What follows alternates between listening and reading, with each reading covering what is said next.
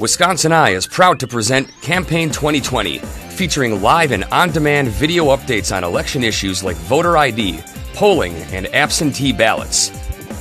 Coverage also includes campaign events, forums, debates, and interviews with candidates from around the state. Wisconsin Eye's Campaign 2020 coverage offers you an unfiltered, informative, and pandemic-proof way to inform your choice on November 3rd. Visit Campaign 2020 at wiseye.org.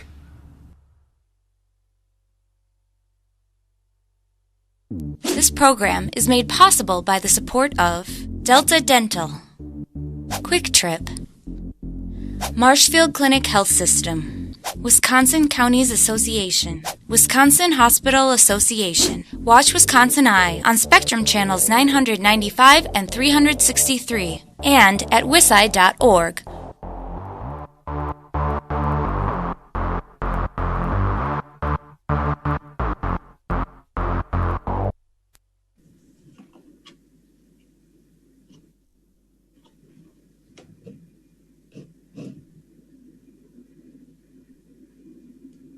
Good afternoon, everybody. This is Reed Magny at the Wisconsin Elections Commission. We'll get started here in a minute or two, just give people a chance to get in the room.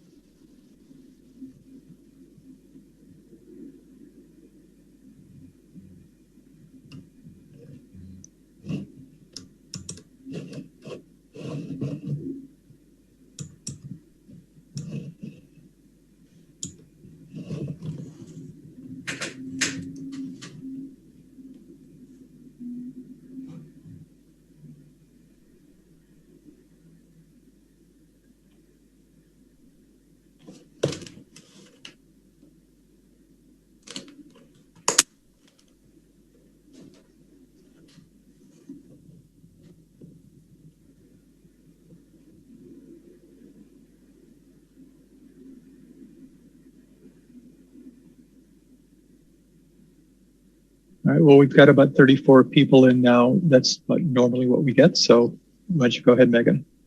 Great. Well, thanks everyone for joining again today. As always, I appreciate it.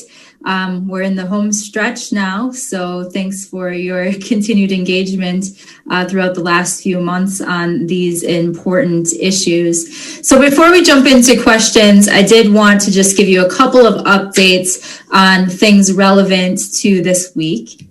So first, of course, is my number one message this week, and I think that everyone's been doing a great job of helping us to amplify, is for voters to return their ballots. And now that we're inside of the window of it being, less than 7 days before the election, really voters should be considering sending their ballots back, either by delivering them in person to their clerk's office, dropping them off in a drop box, or delivering those ballots to the polls on election day. But the USPS has continually told us throughout this year that it can take up to a week for those ballots to be delivered by mail. And so now that we have less than 7 days, voters need to consider another method to get those ballots back to the polls on time to be counted. So either dropping them off with your clerk's office, bringing them to the polls on election day or to your central count location on election day, or utilizing a drop box in your community. And those ballot return options, those are outlined on MyVote.wi.gov. So if someone goes to track their absentee ballot, they can also see those local absentee options as well about where they can return their absentee ballots so that they can be counted by election day. And also, as part of that, of course, as we've been saying, and this doesn't represent a change, but with the Supreme Court decision, it's affirmed that all ballots must be back by 8 p.m. on election day. And that has been consistently our message throughout. And it looks like voters are taking note of that. We're noticing a decrease in the number of people requesting an absentee ballot sent to them by mail, and instead are utilizing that in-person process. So whatever we can do to continue to encourage voters to return those absentee ballots and to do so in a method where they will have success. And so at this point, it would be returning those ballots either in person to your clerk's office, in person at the polls or to central count, or utilizing a drop box. If somebody's using a drop box too, just be cognizant of the last pickup time as well. Each jurisdiction gets to establish those drop-off opportunities and let voters know when the last pickup is going to be on election day. So I know in some communities, you might not be able to use a drop box on election day itself. You'll have to go to the polls or to the clerk's office or central count to drop off those ballots. In terms of numbers, we continue to see an increase in-person absentee, now in its second week of in-person absentee. In terms of the numbers we're seeing for absentee statewide, as of this morning, we had 1.9 million absentee ballots requested. Now that number now includes absentee ballots by mail and absentee ballots in person at the clerk's office. As soon as clerks get those requests, they're of course issuing those ballots. So we have about 1.89 million that have been issued based on those requests. We have 1.64 million absentee ballots that have been returned as of today. So there are still about 250,000 absentee ballots that have not yet been returned by those folks that may have requested their ballot by mail. And so again, those reminders to get those ballots back in a way that you'll be successful. A little bit about that number too, that 250 that have not yet returned their ballot. We don't have an exact count on this because this isn't a specific data point that the clerks track, but some of those voters may have decided to cancel their absentee ballot by mail and are planning instead to vote in-person absentee or at the polls on election day as well. So somebody may have received an absentee ballot and since decided to spoil or cancel it, and they're now planning to utilize one of their in-person options. So that does factor into it as well. But we are seeing that, again, there's a lot of folks that are utilizing in-person absentee. So we're up to 476,706 people that have voted in-person absentee so far in that 2-week period. And even since the last update I provided last week, there's been an additional then 327,000 people that have participated in in-person absentee. So that continues to be a very steady option that's being utilized by our voters as well. Today is also the last statutory deadline for voters to request an absentee ballot be sent to them by mail. But again, even though it is the legal statutory deadline, it's not necessarily the practical deadline.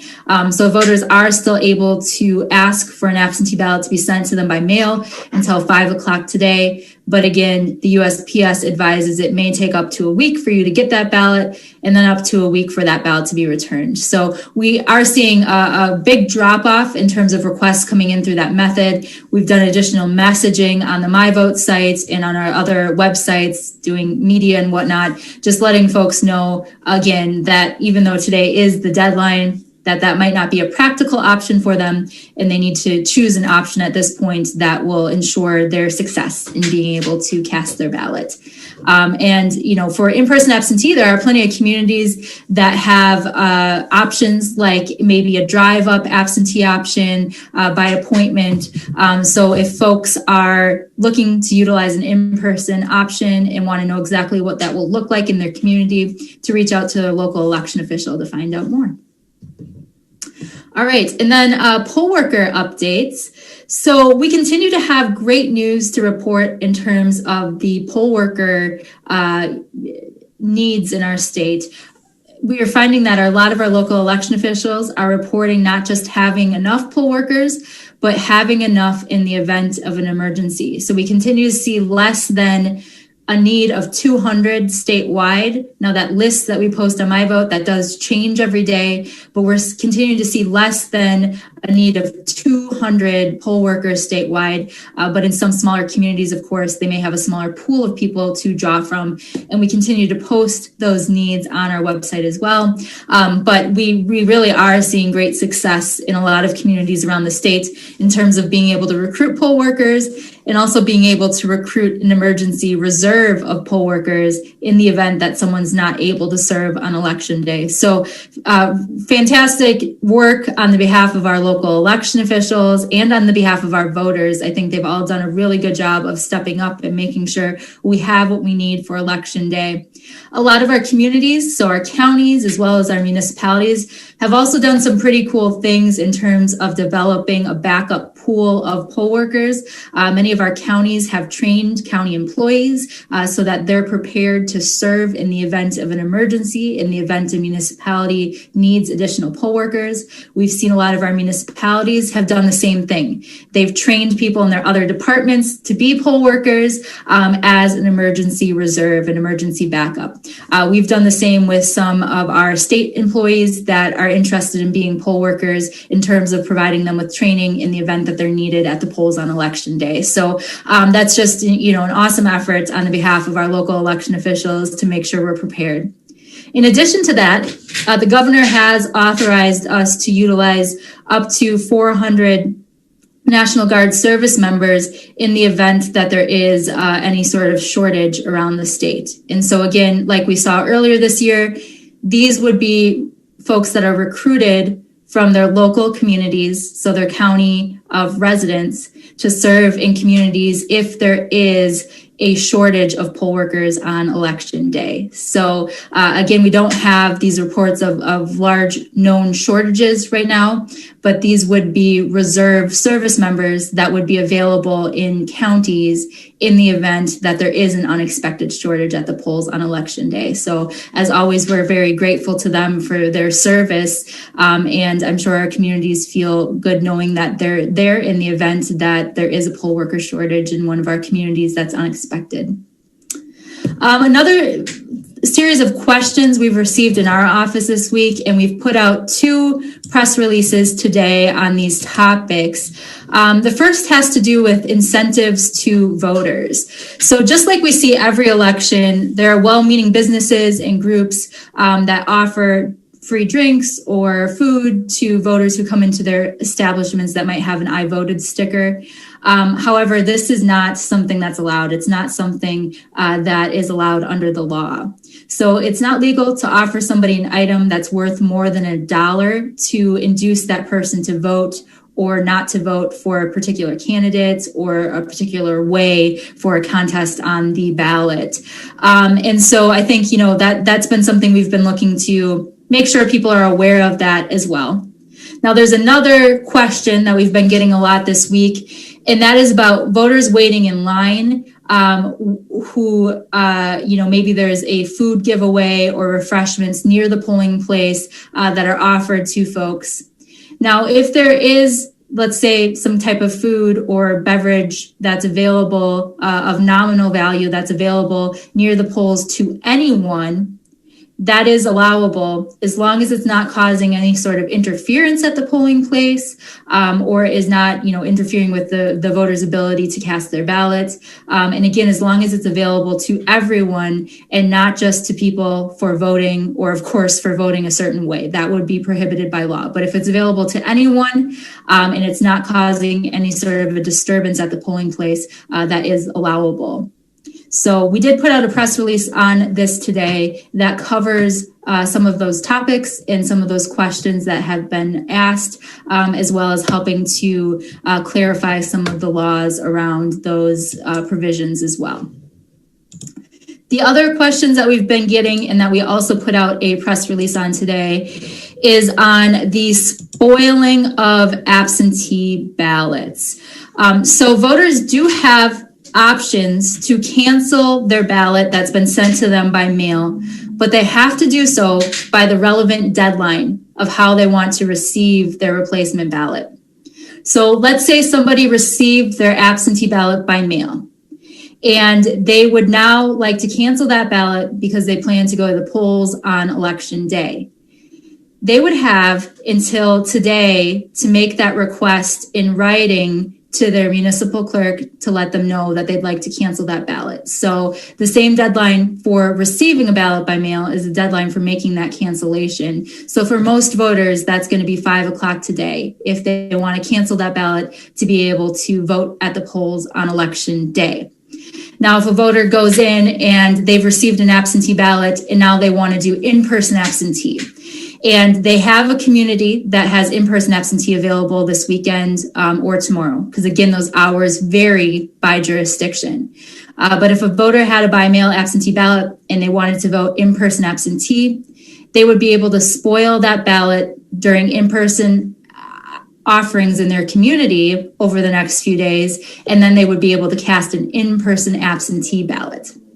Now, probably the most common situation might be is if a voter received an absentee ballot by mail and they want to vote at the polls on election day, but they have not canceled or spoiled that ballot. They cannot cancel or spoil that ballot at the polls on election day. So the law does explicitly prohibit that. So you would not be able to return your absentee ballot and then cancel it at the polls on election day. So if a voter has received their absentee ballot and they've returned their absentee ballot and they want to vote at the polls on election day, if they have not made that cancellation, then they would not be able to receive a ballot at the polls on election day. They would not be able to make that cancellation, spoil that ballot at the polls on election day. And that's probably not the most clear explanation, because I know some of these get into the weeds and probably my hypothetical situations weren't perfect there. But we do have a press release that we put out about these scenarios, and I'd be glad to answer any specific questions about that as well. But the spoiling deadline for the method that you want to receive the ballot corresponds with that deadline to receive the ballot as well. And the law also doesn't allow voters to beat their ballot to the polls. So if you've already returned your absentee ballot by mail and you haven't canceled it by the relevant deadline, then you cannot vote at the polls on election day. You cannot spoil that by mail ballot that's been returned at the polls on election day. Now, if you still had an absentee ballot that you voted and you want to return it to the polls on election day, you can do that. But an absentee ballot is always an absentee ballot, and an in-person ballot is always an in-person ballot. So you can't, let's say, bring your own absentee ballot with you and vote that at the polls. You can drop it off at the polls on election day. But if you're voting in person, you're voting in person. If you're voting absentee, you're voting absentee, because there's different procedures for those ballots and how they've been issued. So a little bit about that. We're also in the time period where hospitalized electors are able to receive their ballots, and just wanted to give you a high-level overview of the hospitalized elector procedure as well. So hospitalized electors are someone that's in a hospital or a care facility that's unable to vote in person or at the polls on election day. It's too late for them to receive their absentee ballot by mail. So within 7 days, the law allows them to utilize this process. The commission earlier this year also expanded the hospitalized elector process to also include voters who are quarantined and that are unable to leave on election day unexpectedly under doctor's orders. So they can either be in a hospital, or if they're quarantined and unable to leave because of their medical condition, this would apply to them. And how that process works is the elector is going to designate an agent. And this can be someone of their choosing. It can be someone they live with, a qualified elector. And on the absentee ballot application, the voter is going to designate who their agent is. There's a section for that. And the agent is going to take the voter's absentee ballot application, along with the voter's photo ID, to the municipal clerk's office. The agent is going to have to show their photo ID too, to prove that they're the person that was designated on the voter's application. So the agent's going to then give the clerk the voter's application, show them the voter's ID, and the clerk is then going to issue that absentee ballot for the hospitalized elector to the agent. And the agent's going to bring that ballot back to the voter for them to complete.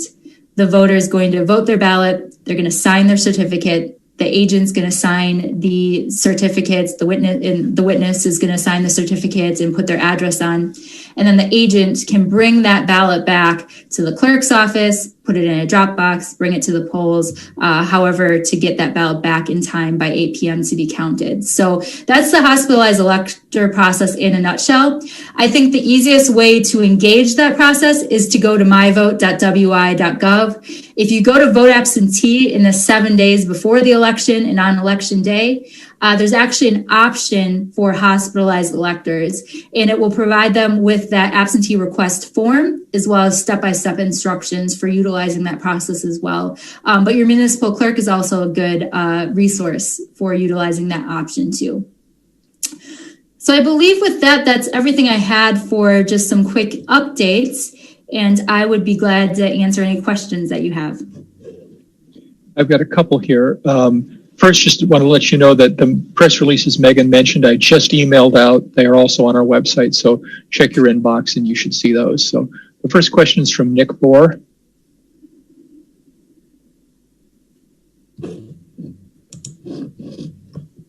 Nick, can you unmute yourself? Yeah, go ahead. All right, can you hear me now? Yep. All right, thanks. Meagan, do you have concerns about the drop boxes and the deadline being earlier at some of them and people not being aware of that and showing up after the boxes are closed and having kind of a mad scramble to drop it off? So I'm having a Nick, hard time. yeah, we're losing you, Nick. All right, let me try that again. Okay. Are you concerned that with the drop boxes having an earlier deadline than the polling places in most locations, that there might be confusion about that and that people won't understand where to take their ballot or that they can still vote in person? Thanks for the question.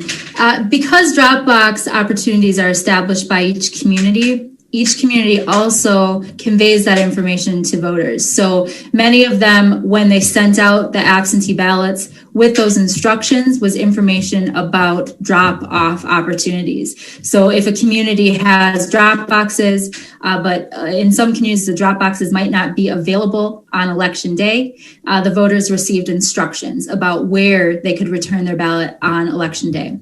We've also advised those clerks to also put signage on the drop boxes themselves on election day to let voters know where they should go to return those ballots as well. So the law does say that those ballots have to be to the clerk or the counting facility by 8 p.m. in order to be counted. So each jurisdiction has to arrange their drop-off opportunities so that that is possible, so that the ballots make it to the counting facility by 8 p.m. on election day. Next is Scott Bauer.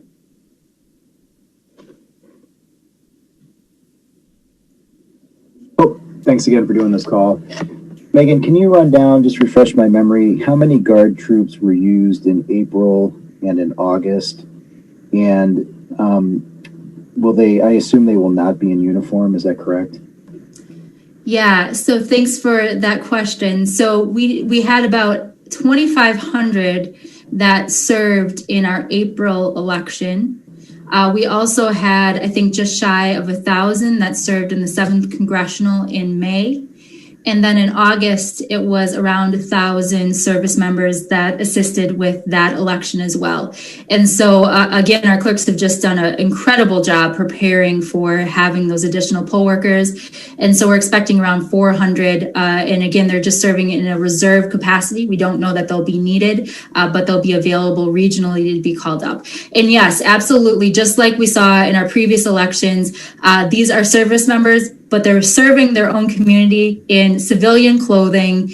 So these are the voters' neighbors, friends, family that might be serving in a poll worker role on election day in the event that there's an unexpected shortage. A lot of times they're going to be serving in roles like helping as a greeter, helping to offer hand sanitizer or disinfecting surfaces. They might be doing things like helping to set up the polling place on election day, but they're trained in some of those, sort of helper duties to make sure that in the event that there's a need at a polling station, that they're able to serve in their own communities in civilian clothes. Again, as our neighbors, friends, family, neighbors serving in their local community polling places. As a quick follow-up to that, are you aware of any local election officials themselves who have come down with COVID and won't be able to be at the polls on Tuesday? Thank you for the question. I am not aware of anyone at this point. Thankfully, I certainly worry about them all regularly, but no, I'm not aware of anybody that is unable to serve at this point, a local election official. Thank you. All right, next is Rebecca Klopp. Hi, thanks for taking these questions today, Meagan. I was wondering about security at the polls. Specifically, we heard from the local sheriff about concerns about voter intimidation. I know nationally there's been some concerns about militias and other people stepping into the polls. Could you kind of, maybe this is like a two-part question, could you explain, is there any militia concern, and then just regular voter intimidation? What kind of concern is that, and what should people know where that line is for the polls? Yeah, thank you for that question too. I know that's certainly a question that weighs on some of our local election officials and voters as they prepare for next week. We have put out some guidance for our local election officials to help them navigate some of those processes. So in a lot of ways, things like firearms in buildings are municipal policy, municipal notices that they need to provide at those polling places. So there really is no blanket answer for the state in terms of exactly how that policy applies to any given jurisdiction. We've provided them with the framework as well as questions that they should work with to answer with their governing bodies and their local election officials, their local law enforcement as they prepare for election day.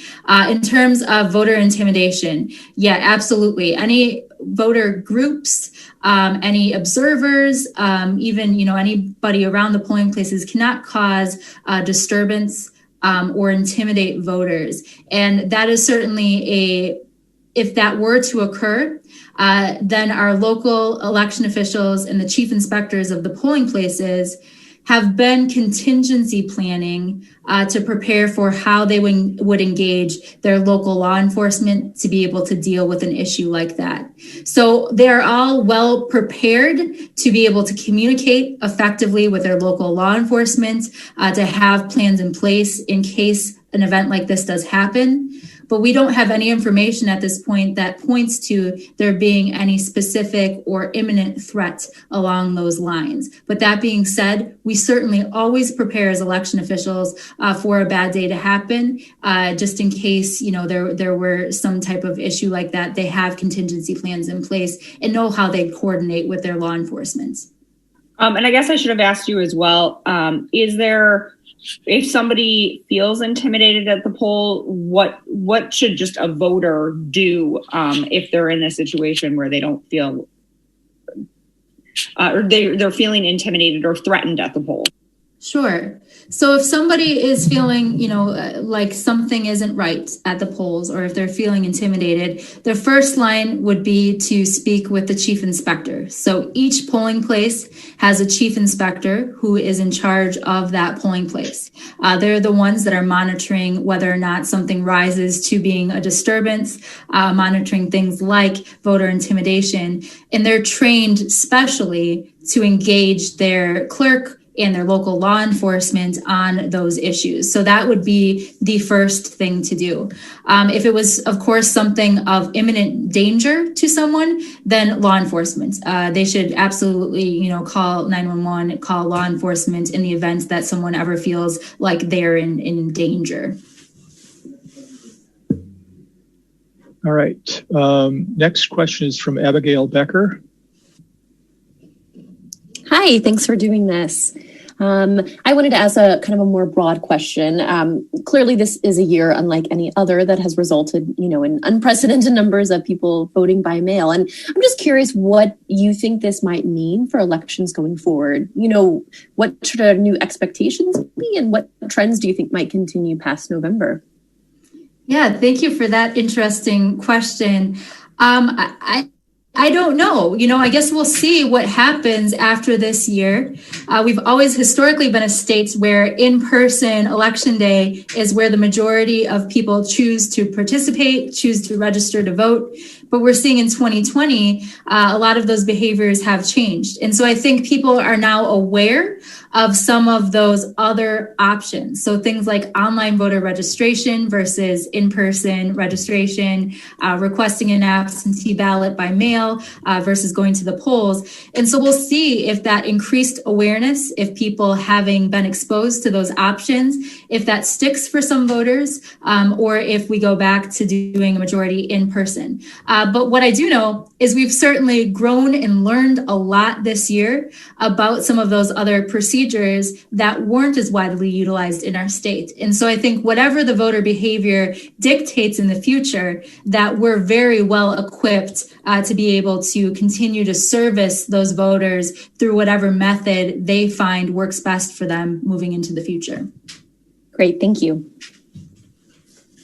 Next is Jason Calvi. Hello, Meagan. Thank you for taking my question. Talking about the National Guard coming in to help service poll workers, I'm just wondering, in light of the question on militias and Wisconsin possibly being one of the states at greatest risk of militia activity on Election Day, will the National Guard also have any roles in protecting polling places? So these National Guard that are, again, just on reserve in the event that we have a poll worker shortage are just there to serve as poll workers. So they would not be doing any sort of law enforcement. They would not be even doing things like line management. They're just there to serve their communities as poll workers. Now, whether or not there's any other plans to utilize other Guard members on Election Day in the event that there were any type of unrest, that would be for, a question not for the Elections Commission. That would probably be one for the state more at large. But no, those are just Guards members that are going to be serving in the event that they're needed. We don't even know that we'll have shortages in any of our communities, but they're postured in the event that they're needed to help their neighbors and friends with things like hand sanitation and setting up polling places on Election Day. They're not there for law enforcement. Next is Adam. Hey, Meagan. A couple of quick questions. Have any communities in the past couple of weeks been forced to consolidate polling locations at all due to changes in COVID? And then the other more broad, if you can just run through, because I think we sometimes use these terms interchangeably, poll watchers versus observers or challengers, what they're allowed or not allowed to do and where they have to come from. Sure. So I was writing down poll workers and observers. The first one was, it just if any polling sites have had to close due to COVID concerns or consolidation. Thank you. Appreciate the reminder. So we have not heard of any additional consolidations. I know that the numbers are fairly consistent with what we've seen in terms of other general elections and the number of polling places statewide. So I'm not aware of any consolidations like we saw in April that any jurisdictions are considering. We're also outside of the statutory time frame when they'd be allowed to make those decisions. So the statute really does direct that local jurisdictions solidify their plans for polling places before 30 days before the election. There are some procedures for Election Day. So if there were some kind of natural disaster or an emergency where they're able to move polling places. But we're not aware of any jurisdictions that have had to consolidate. I know that some have certainly taken on larger spaces in planning for November. And sometimes those larger spaces can also have multiple wards. So rather than using two tiny locations, they might use one big location for those two wards. But no major consolidation has been reported from around the state. In terms of poll workers and observers, I think that's a really relevant question as well. So observers are allowed under law at all of the polling locations statewide. So there has to be a public opportunity for observers to be able to be a part of that process. And you're right, there's different terms that are used for that position, but observers are really interested citizens that are part of, that aren't voters, they're not poll workers, but they're interested in watching and engaging in that process. And the biggest thing for them is that they have to heed to the guidance of that polling place, right? So each polling place is going to have to determine how many voters, how many poll workers, and how many observers can we fit into this space safely. And in some polling places, that might mean they can only allow 2 observers in at any given time. They have to make their best efforts to try to bring in a representative from each party to observe. Let's say, there's 4 people and 2 from each party, then they would allow 1 from each party in. We've heard of places that have a rotating schedule so that they can make sure that they're getting fair access to everybody that might be looking to observe as part of that process. But each polling place is going to establish where those observers can observe from and how many can be allowed in at any given time. Observers also have to sign in at the polling place when they get there. So when an observer gets there, they must check in and sign in with the chief inspector or whoever is designated at that polling place. They're going to be asked to wear a badge that designates them as an observer. And they're also required to wear a face covering when they're observing in the polls as well. So unlike voters where it's recommended for observers, it is a requirement for those positions as well. And they have to stay in the designated area for observers. And so this can be in the 3 to 8 foot range away from the poll book or registration table or other relevant spots in the election process. With social distancing, you're going to see those observer areas in the 6 to 8 foot section away from that poll book table or from the registration table. Observers are really there to do just that, to observe the process. They're not to engage with voters. The only time that an observer is supposed to engage with a voter is if a voter asks them to. So let's say a voter has a question and they look over and they see an observer that they recognize or that they think would be helpful. A voter could engage an observer as an assistant or in another role if they wanted to. But other than that, the observers are not to engage with voters. They also may not cause a disturbance, and that is at the discretion of the chief inspector of the polling place. And so if the chief inspector designates any of their activity as being a disruption to the polling procedures, they can ask that observer to leave as well. So that's kind of the basics on the observer process. And are they allowed to challenge if they think a voter or a ballot should not be counted, or is that a separate role? So yes, any observer or other voter can challenge, but it has to be based on credible, firsthand information that voter is not eligible to cast a ballot. But yes, they are allowed to challenge if they did have that firsthand credible information that a voter wasn't eligible. That is a role allotted to an election inspector, an observer, or another voter. And sorry, one last quick one. Do they have to stay in the county where they live, or can they go anywhere? They can go anywhere. Yeah, there's no restrictions on residency for observers. We even have typically international observers, especially for presidential elections, that will go and watch at the polling locations as well. So everybody has to follow the same rules, but observers can be from anywhere.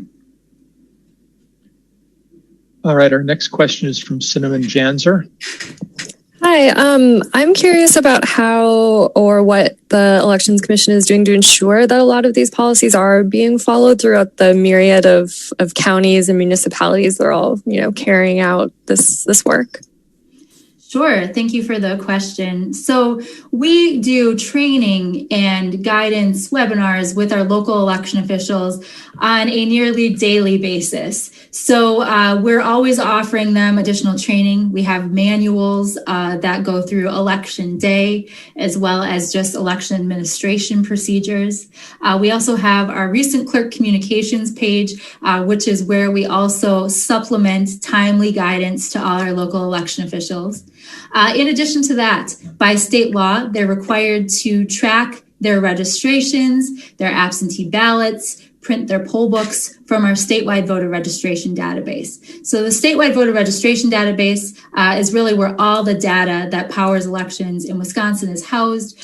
There's also an opportunity for interested groups by law to be able to buy that data, create custom data reports to see that information. So things like absentee request, who's requested an absentee ballot, who's returned an absentee ballot, all that information is available as part of that system as well. So that provides certainly accountability to the local election officials to make sure that every time, an absentee ballot is requested, that one has been sent, that only one vote can be counted per voter. All of that happens in the statewide system. So it's really where technology meets the legal, statutes and policy, and allows us to implement those things and have that transparency into the process.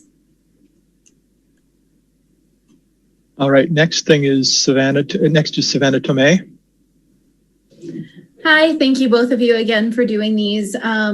My big question is about central count. I know that was part of the discussion at the last commission meeting. I was not on that. What was the consensus and decision for election officials and posting results and being able to account or have a category for central count?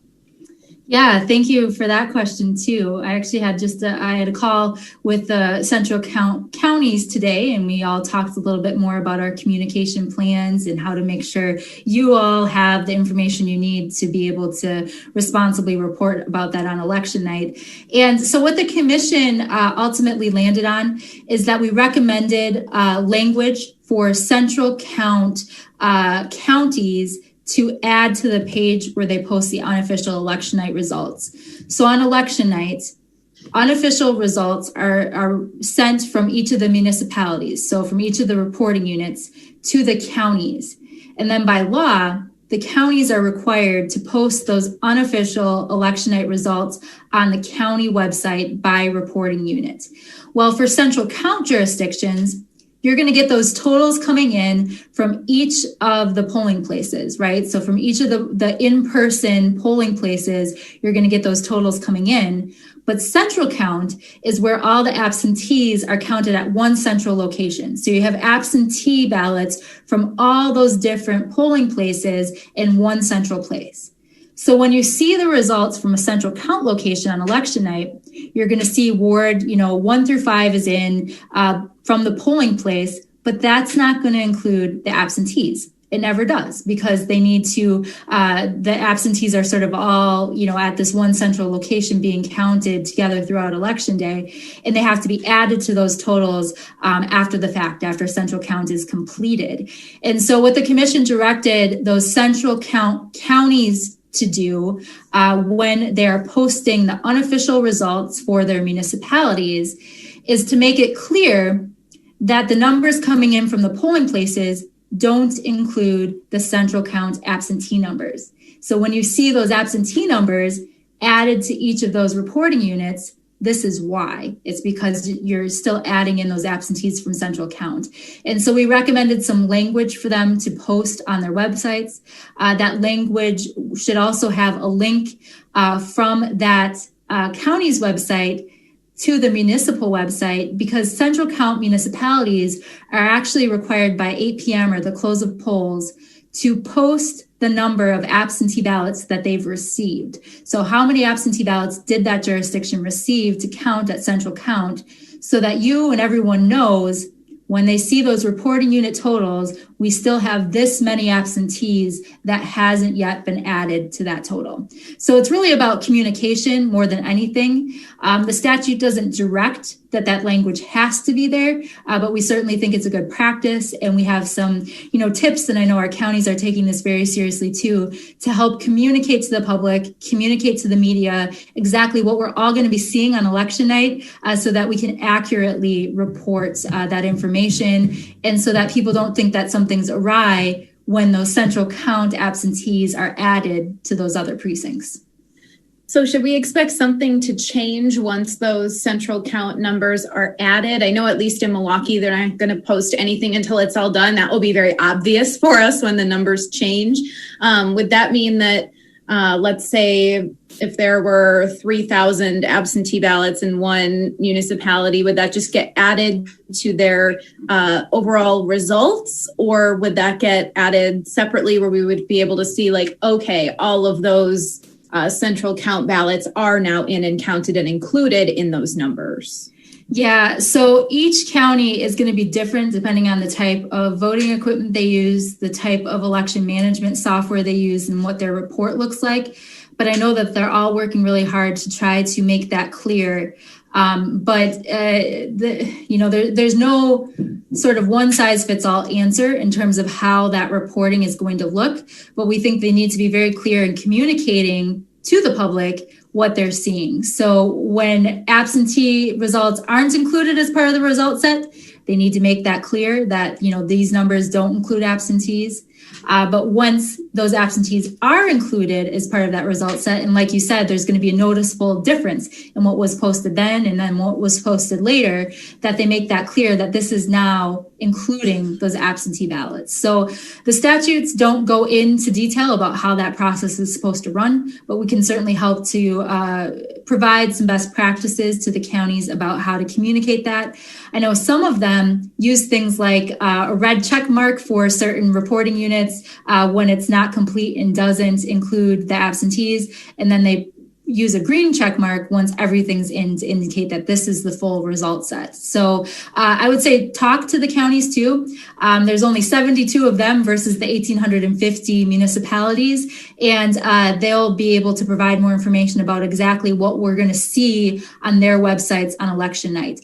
But I would also, urge all of you, and I know we've been talking about this probably, more than you all care to hear, but election night results are never, ever, ever official, right? We don't have an aggregate at the state level. So the state statutes don't contemplate, require, we don't have any sort of place where you can go and see what the election night results are in aggregate on election night. December 1st is our deadline at the state to certify elections. And before we can certify elections at the state level, they have to go through certification at the municipal level, certification at the county level, and certification at the state level. And once that happens, once we have that data on December 1st, we're able to give a really nice aggregate of what's absentee, what's in-person results, but we don't have that information until results are certified at the 3 levels, and we have that final sign-off certification of the election on December 1st. It's really helpful. Thank you so much. Next question is from Dorothy Tucker. Thank you. And my apologies, because I suspect that some of my questions are going to be because I have not covered elections in Wisconsin, so they're logistical questions. First of all, the website that you are referencing where we can find unofficial results, is that the MyVote, the same one, or is there a particular website for journalists? Thank you very much for that question. I think that's a really important one. Actually the state, and this may seem strange, especially if you've covered elections in other states, but this does not play any role in aggregating election night results. So what the statutes say is that on election night, each of the municipalities, so each of the reporting units, has to provide within 2 hours of completing the tally their unofficial results to the county. The 72 counties then on the county's individual websites post the election night results from each of those reporting units on the county's website. And they're required to do that within 2 hours of receiving those unofficial results from the municipalities. And then on the state side, what we do is we're required by law to just maintain a web page on elections.wi.gov that is a list of 72 links to 72 county websites where you can go to each of those counties to see those unofficial results by reporting unit. So all you're going to find on elections.wi.gov is a list of those 72 county websites where you can find those local unofficial results. We are working, though, to make that more prominent than it is right now, to have something on the homepage of elections.wi.gov that gives you that list of the 72 counties and also provides a lot of that information that we just talked about in terms of how unofficial results are posted, information about central count, so that when people go there, they understand what they're seeing. Because I think, it's different from state to state, and it can certainly be confusing to people. Two more logistical. So when exactly do you start counting absentee ballots? And if there are issues, how do journalists find out if there's an issue at a polling place? Is there something you post on your site, or do we go to municipality sites? How do we find out what's going on? Yeah. So in terms of how do we find out about issues that are going on, it's certainly always a challenge in a state like ours that's so decentralized, because we have 1,850 municipal clerks that are each running elections in our cities, towns, and villages. But we try to keep a pulse on what's going on. If there is some kind of issue, let's say they ran into trouble and they think they're going to, take them longer than expected to count results, or there's some other kind of issue, we ask them to report that to us, and we do our best to get that information out. But really, each municipality is the custodians of that information. Our counties also play a really important role in helping us to be that conduit with them. And so often we keep a pulse on things by our counties also reporting to us if there's any issues that they're seeing. But, we don't always hear about everything. Sometimes you all might hear about something before we do at the state, and then we'll work to reach out to that municipality and find out what's going on to be able to get that information. So. And when do you start counting your absentee ballots? Thank you. Thanks for the reminder. So by state law, we cannot begin counting absentee ballots until 7 a.m. on election day. So counting absentee ballots is part of the election day through and through in Wisconsin. So it's part of that publicly observable election day. So most voters' ballots, they're sent down to your polling location. And as voters are voting in person, those absentees are also being processed as part of that observable process on election day. So they can sort the absentee ballots, so they can sort it by ward and by name and send them down to the polling places or to central count, but they cannot begin opening those ballots to actually feed them through to tabulate until 7 a.m. on election day. Oh, okay. All right. Thank you. Next is Rachel Hopmeyer. Hi, thanks for taking my questions. A couple main ones. Obviously, I will try to keep this brief for all of our sanities. Just for the record's sake, when we talk about received by election day and a lot of talk with Supreme Court rulings going around, ballot boxes, timing, to be officially received by 8 p.m., does that mean in a ballot box or in a clerk's office? And I know you touched upon the different jurisdictions with timing, but for the record's sake, I guess the safest thing to assume is already picked up by 8 p.m. That's right. Yeah. So there's two statutes that outline this process. And we did recently post that memo that our commission approved on October 20th that outlines some of the statutory framework if anybody's looking for some more background on this. But basically, if you're counting absentees at polling places, so not using central count, the law explicitly says that the ballot has to be to the place where the ballot's going to be counted by 8 p.m.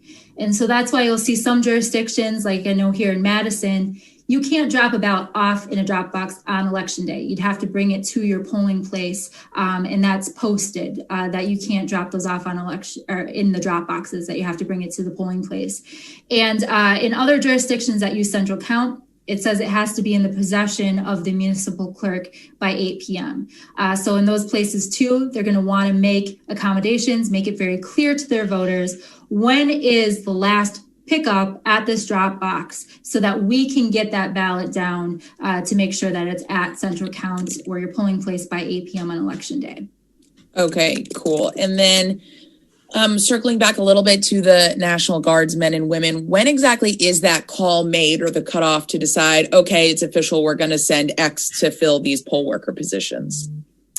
Yeah, so, in previous elections, we have had more of a need that we knew about ahead of Election Day. And so how that worked is that we would have a list of municipalities. It's an effort to contact 1,850 of them and try to gauge their changing needs from day to day. And then based on the needs they reported to us, we would then, how the Guard works is they actually call the service members onto duty on Sunday when they would complete their training. And then on Monday, in previous elections, they were sent out to the jurisdiction where they knew they were going to be needed to train with that clerk and then report back on Tuesday to serve as a poll worker. This election is going to be different because we're not hearing about these known shortages in our communities. And so those Guards members for this election are still going to be called onto duties on Sunday. And again, this is not a decision, we can't choose to deploy the Guard. That's only a decision that can come from the governor's office, that they're deployed on Sunday to complete that training. So we have a whole curriculum of poll worker training that they complete. They do things like health screenings and go on to active orders on Sunday. And then they're going to actually be stationed regionally on Election Day. And this will allow, if there is some emergency need. So let's say on Monday or on Tuesday morning, a clerk calls and says, I was expecting 3 poll workers, but only 2 people showed up. I'm a small township. I have to have an odd number. I have to have 3. I need another person. My county, my municipality didn't have anybody else to offer me. We need help. We'd be able to call up those Guards members in their area, in their county, to come serve in that emergency capacity. So it'll be a little different than it has been for other elections this year, but I take it as a very positive sign that our jurisdictions, again, have some really robust recruitment and contingency plans in place. Many of them, like I said, their first line will be to call their county clerk and say, hey, I've got a shortage, and they'll have county workers or municipal workers or state workers that have already been trained that live in that county that they'll be able to send to fill that shortage. But in the event that their contingency plan is exhausted, they would be able to rely on those regional service members to step in. Sure. Thank you. And then last one. With the anticipated, I don't mean backlog in a bad way, but backlog of absentee ballots that clerks will be sorting through, assuming through many hours, do you have any perspective or thoughts on the general practice of calling races ahead this year that could be different in years past? Typically, we can see races called with a significant amount of votes left, but this year there's just so much different and up in the air. Well, thank you. That's a great question. And this is the part where I wish I could ask all you questions, because those declarations on election night, those happen through the media. Those aren't based on official results. Those aren't state officials or local officials making those declarations.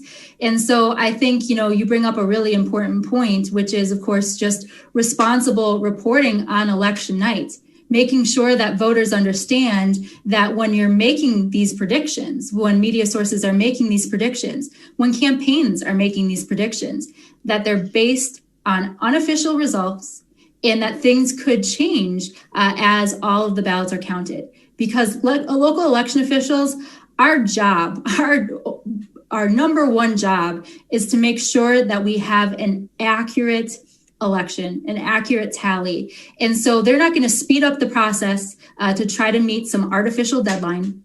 They're not going to speed up the process because people are anxious to get those unofficial results or declarations.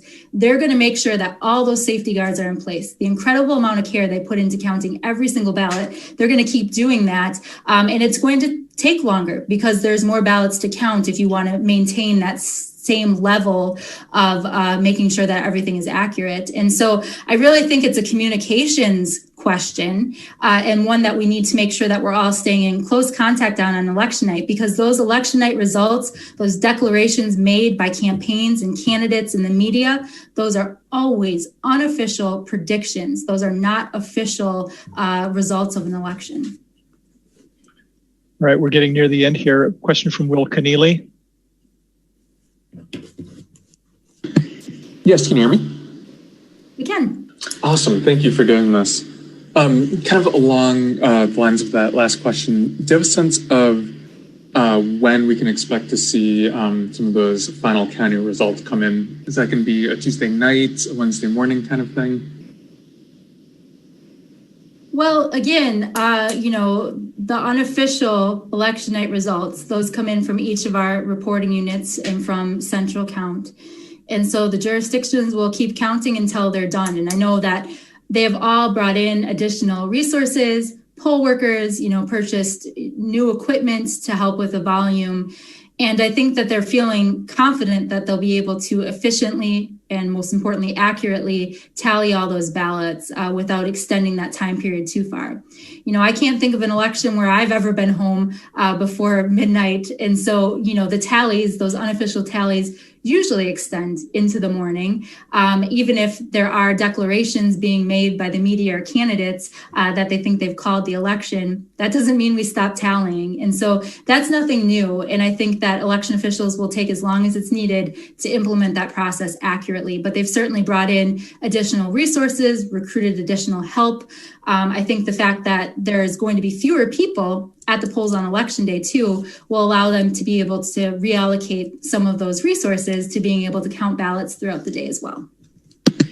Thank you. I just had one more question too. If there are any concerns about kind of in that immediate aftermath, the validity of the election results, certainly with Wisconsin being kind of one of those key swing states, is there anything that the commission staff is doing kind of proactively regarding that? Well, I think this is a good example, right? So we're always talking to anybody that wants information about elections. Our whole theme this year has been to get out legitimate, factual information about the elections. And so, this week, for example, we put out a new voter video about how results are certified, how election night results are unofficial, because, I think that you bring up, an incredibly important question, which is, mis and disinformation in elections. And I think election night has, those opportunities for rumors to become facts in people's minds. And so I think we all have a responsibility on election night to be incredibly thoughtful, incredibly careful in how we talk about elections, how we report things, and making sure that we're putting it into context for voters that these are unofficial results. And this is what has to happen to certify the results. That happens on December 1st. And so anything you hear before that certification is unofficial and subject to change because there's those other checks that are required by statute before those results are certified. So yes, I'm very worried about there being irresponsible messaging about this on election night that leads voters astray and starts rumors. And I think we all have a responsibility to make sure that we're giving voters the full picture and that we're pointing them to the official sources of election information, which is your state and local election official, to find out the facts about how elections work. Thank you. Really appreciate it. So we're coming up on 2:00 here. We can go a little longer. There's lots more people with questions, but just in case the Zoom webinar ends automatically, because I only set it to go until 2, we'll try to do it for a little while longer here. Next is Caroline Kenny. Hi there. Quick question, and Reed, this may also be a question for you.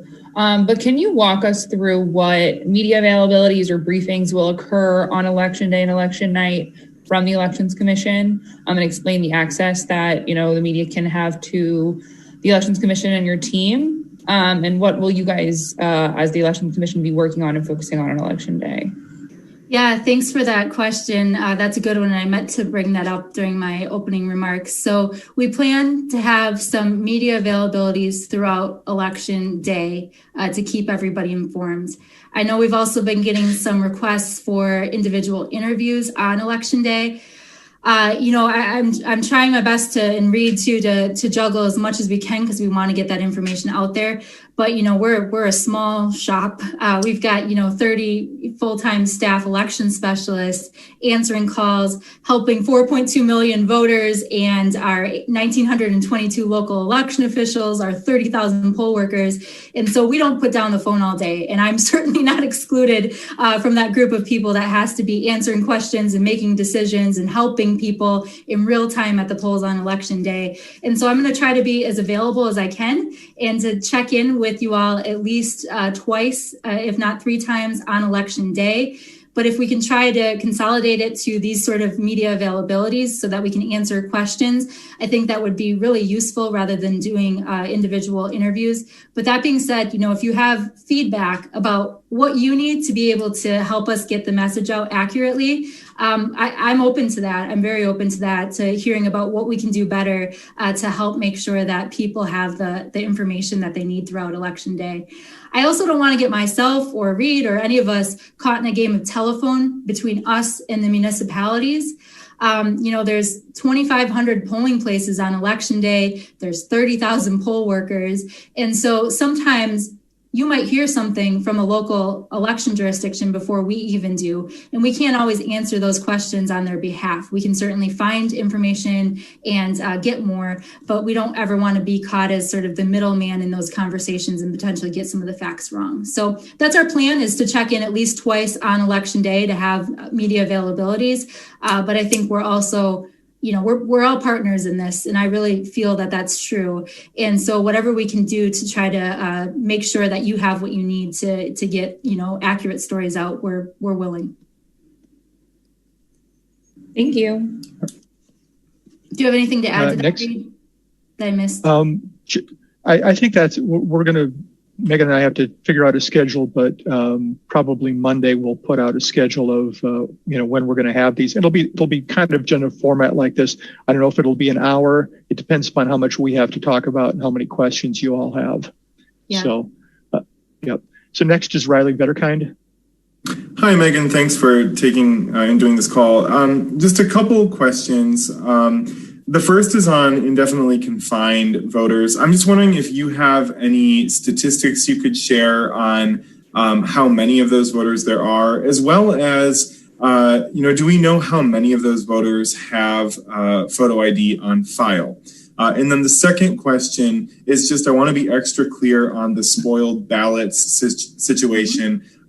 If a voter has not received their ballot or has not mailed it back to their clerk, is it correct that they do not need to notify the clerk that if they want to vote on election day? I want to make sure I'm clear on that. Thanks for those questions. Let me just write those down. All right, so indefinitely confined, let's start there. So we do have some statistics about that. They certainly would be available through our Badger Voters absentee subscription service. I don't have the exact number in front of me at the moment, but percentage-wise, it looks like it's consistent with what we've seen earlier this year or in previous years. Now, we certainly have more absentee ballots than we've ever had. So absentee voters by mail can designate that they're indefinitely confined for reason of age, illness, infirmity, or disability. And signing that application and making that designation substitutes for their photo ID. And so I believe that the percentage remains nearly the same. Last I checked, the last report I got within the last week or so was about 16% of absentee ballots where somebody designated that they were indefinitely confined. And that seems to be consistent with other elections, although the volume, again, of absentees is greater. Now, to your question about how many of those might have previously had an absent or a photo ID on file. So the law says the first time you make an absentee request that you submit a photo ID, it stays on file unless you re-register to vote. So unless your name or address changes, unless you move, you keep that photo ID on file and you don't have to send another subsequent one. I don't know the answer to that question, but we could probably find out because I think you're probably, there's probably something to that some of them may have provided a photo ID at another point in time that's already associated as part of their record. I just don't know what that number is. In terms of voters who have not yet received their absentee ballot or they received it and they haven't returned it yet, you're right. Those voters, if they have not returned their absentee ballot and they haven't canceled their absentee ballot, they can still vote at the polls on election day. Now, if you've returned your absentee ballot and it's still in transit on election day, you cannot vote at the polls on election day. And this actually plays out through the statewide voter registration database, where, like I said, every single absentee ballot, every single registration, it's required to be tracked in that statewide system. And so clerks use that system then to print poll books. And so your poll book on election day, if you were issued an absentee ballot, it's going to show, Riley was issued an absentee ballot. And so when you show up, they'll ask you, did you return your absentee ballot? And if you have returned your absentee ballot, then you're not going to be eligible to vote at the polls on election day. If you have not returned it, then you would be able to cast a ballot at the polls on election day. Now, if you returned your absentee ballot and the clerk has it in hand already, that's going to show on the poll book. So it's going to say absentee ballot returned. And then the poll worker, when they find your name in the poll book, is going to alert you of the fact that your absentee ballot has already been returned and you're not eligible to vote at the polls on election day, nor are you eligible to cancel or spoil that returned ballot because it's probably already been counted.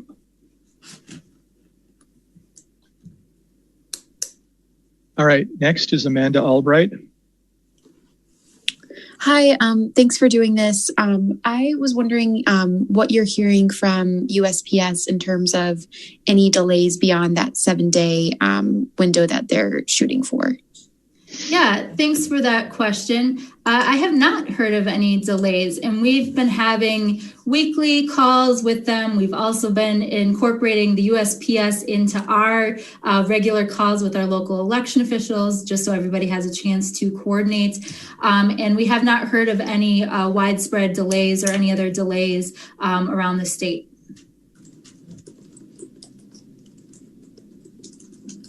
All right.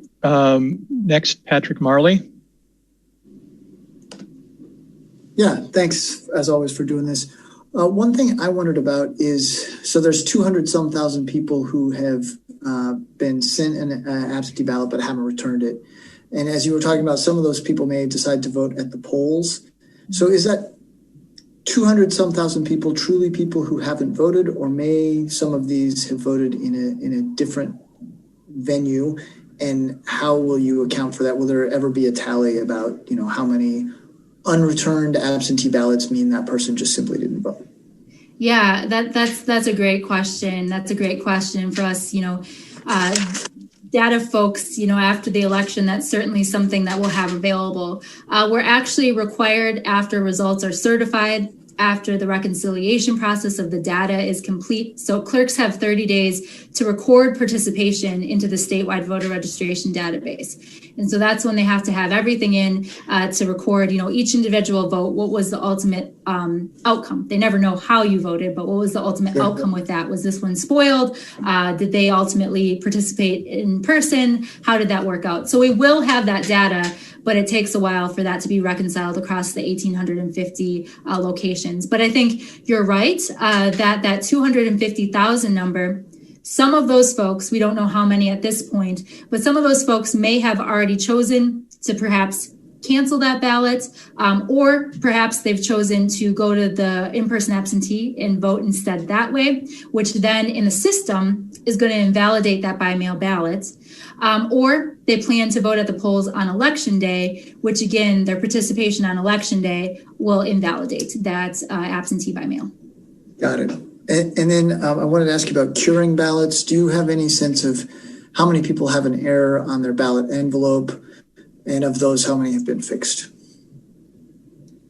That's a good question. I don't have that number. I don't know, Reed, if we've pulled that report. Yes. Go ahead.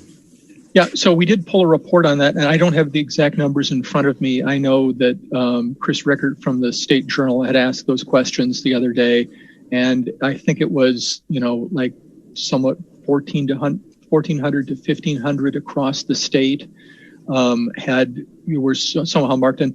of those, there was about 1,000 of them that had been sent back to the voter to be cured or fixed or whatever.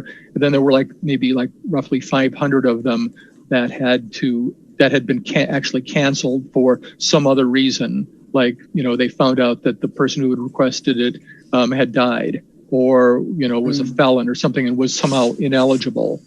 So the universe of ballots out there that needed sort of fixing was in the neighborhood of about 1,000, and compared to the, 1.5 million that are already in so far. That's a pretty low number. And if I remember right, go ahead. Oh, go ahead.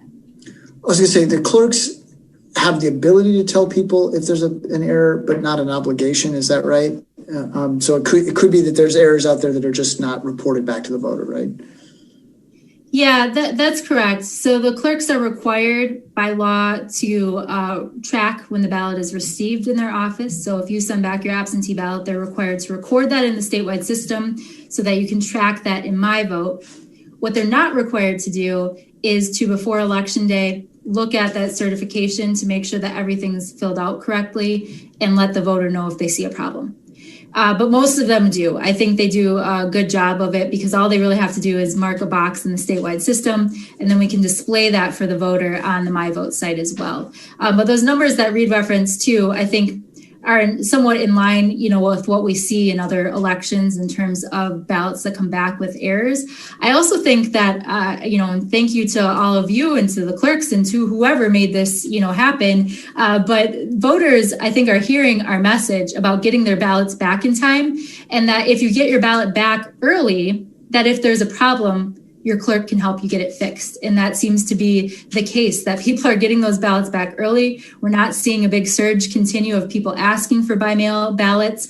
And so I think, we've had time where voters were able to fix some of those issues. And when a ballot does need to be fixed, does it have to be sent back to the voter, or sometimes can the clerk just do it themselves? I'm thinking of an example of, say, two people live together, they sign a ballot for each other, the spouses, but they don't put in the witness address, which obviously has to be on there.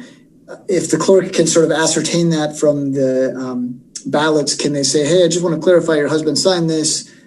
Does he live at the same address? Yes. And then can the clerk fill it in, or do they have to have the voter and witness take care of that? Yeah, thanks for that clarification. So you're right. In the case of a missing absentee certificate witness. So the witness has to sign, the voter has to sign.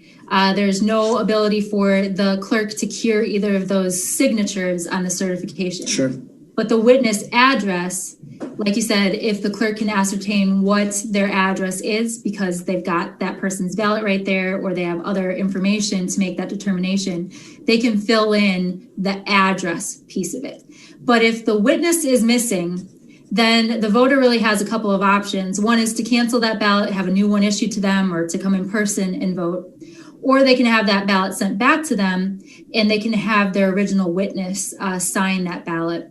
There's also some lesser used options, but that are available to voters. Like if somebody made a mistake and it's detected on Election Day, you've returned your absentee ballot, but you forgot to have your witness sign, you could bring your original witness down to the polls to sign that witness statement at the polls on Election Day. And in a voter in that situation, that would be about their only option because they've returned that ballot.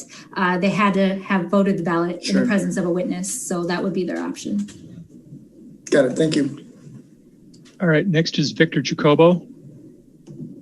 Hi, Megan. Again, thank you for taking the time. Appreciate it. A quick question. I know you had mentioned this, but we did hear from some clerks who were concerned about people who have absentee ballots and were considering just physically walking in on Election Day and taking that ballot and trying to I just want to get it counted, so here it is. But can you kind of again walk through that process of if you have an absentee ballot, you don't want to put it in the mail, and you can't the option to vote on Election Day is something they don't want to do, but just hand it in. What's that process like? Yeah, thanks for that question. That has been one we've been hearing too. So if a voter wants to return their ballot on Election Day, I would say first go to MyVote and go to track my absentee. When you go there, you're going to see your local options. There's actually a section for election day and where you can return your ballot. Because depending on if you're central count location or if you're a place where they count their absentees at the polls, it might look different for you in terms of where you can return your ballot. But for most places, you're able to return your voted ballot to the polls on election day. Now, if you're going to do that, it's got to be your voted ballot, right? You can't come in with your unvoted ballot to the polling place and expect you're going to use that at the polls and then put your by mail ballot into the tabulator. That's not how that's going to work.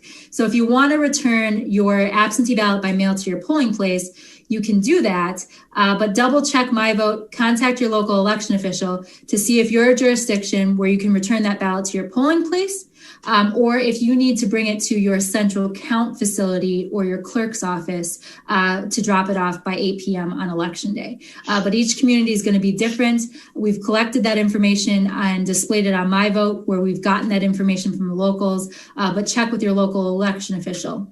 Another option for a voter, and again, the more we can get done before election day is great for everybody. We don't want a surge of ballots showing up at 8 o'clock. So I certainly don't want to encourage people to go this route. You can drop your ballot off now at your clerk's office if you'd like to. You can drop it off, through this weekend as well. Is that if you come to the polls on election day and you have your ballot with you, but you want to vote in person, you can spoil that ballot, that unvoted ballot. You can spoil it. You haven't returned it. It can be destroyed. But then you're going to have to go sign the poll book, show your photo ID, get in line to vote an in-person ballot. So you can't use that by mail ballot at the polls on election day, if that makes sense. So if you've gotten a ballot by mail, it's got to come back packaged up in your certificate envelope, signed and witnessed to be counted. If you want to vote at the polls on election day, it's got to be with a ballot that was issued to you, giving you a voter number at the polls on election day. And then lastly, I know this was brought up last week and you had answered it, but just to, circle back and double check again, with election security, I know we had mentioned that Russia-Iran hack, there didn't seem to be anything affecting voter registration information, but just wanted to check if there's any knowledge now of any attempts or any updates on such sort of attempts like that. Yeah, no other updates. I mean, the work we've done on cybersecurity over the last 4 years is pretty remarkable. And, in a year that wasn't 2020, we probably would have had a lot more of an opportunity to talk about all those things. You can learn more about it at elections.wi.gov/2020 about all the great security efforts that are in place. But I really think, that announcement from the intelligence community, like we talked about, is really more about mis and disinformation than it is anything to do with our statewide systems being vulnerable or anybody having access to those.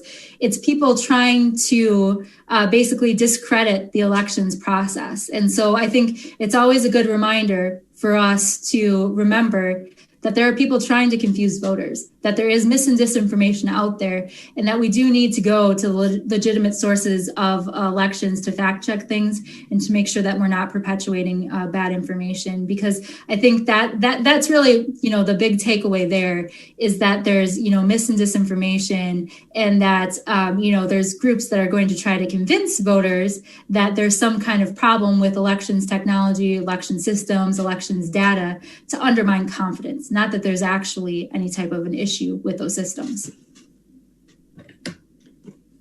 All right, next is Surin Kim. Hi, thank you so much for taking this call. And I apologize if you guys have answered this question, but how long do you expect the wait to be in between the in-person results and the absentee results being posted at the central count locations? I'm guessing it varies from county or place to place, but I think you're right. It's going to vary between places. There are some central count jurisdictions that are quite small, and so they're going to be able to keep processing those absentees throughout the day. There's other jurisdictions that have huge volumes of absentee ballots. Now, granted, they also have a lot more voting equipment and tabulators and people to handle that higher volume, but I think it'll vary.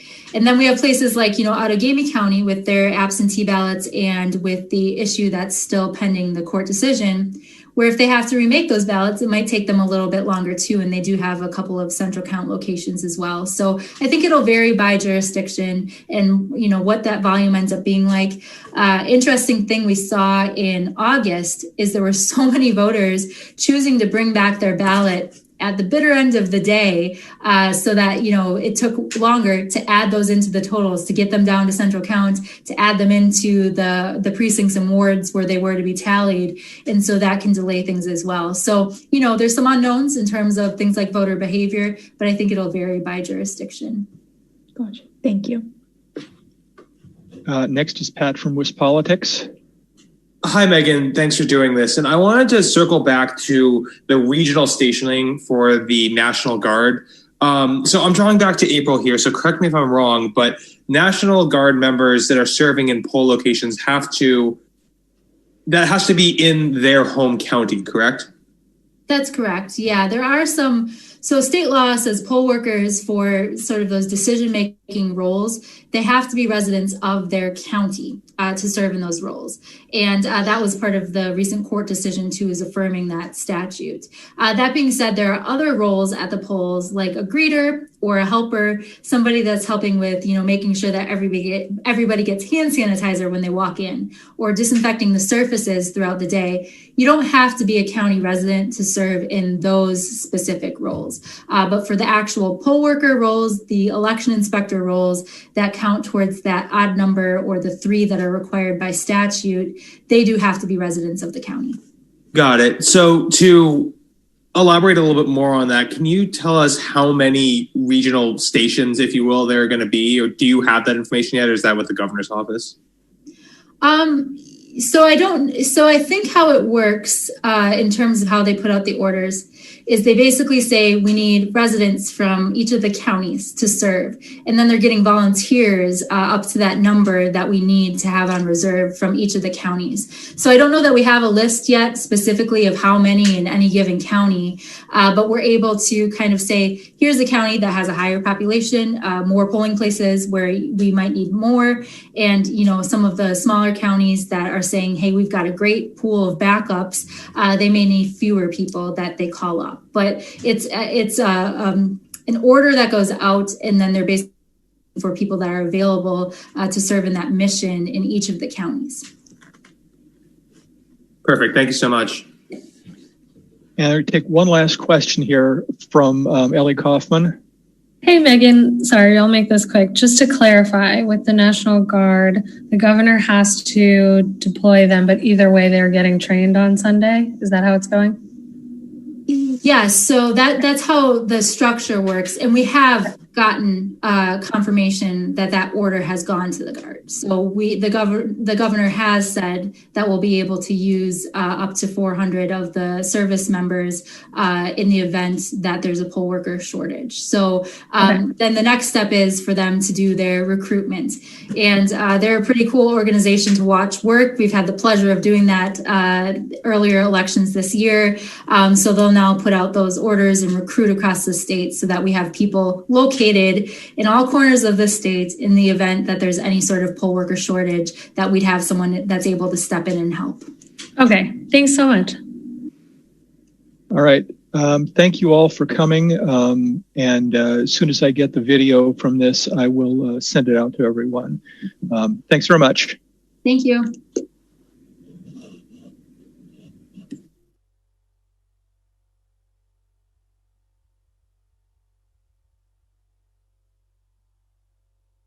Polling and absentee ballots. Coverage also includes campaign events, forums, debates, and interviews with candidates from around the state. Wisconsin Eye's Campaign 2020 coverage offers you an unfiltered, informative, and pandemic-proof way to inform your choice on November 3rd. Visit Campaign 2020 at wiseye.org.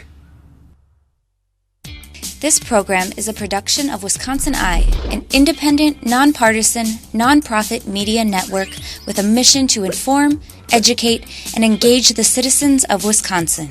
Wisconsin Eye is the nation's first and only independently funded state civic broadcast network, providing gavel-to-gavel access to government proceedings and events at the state capitol.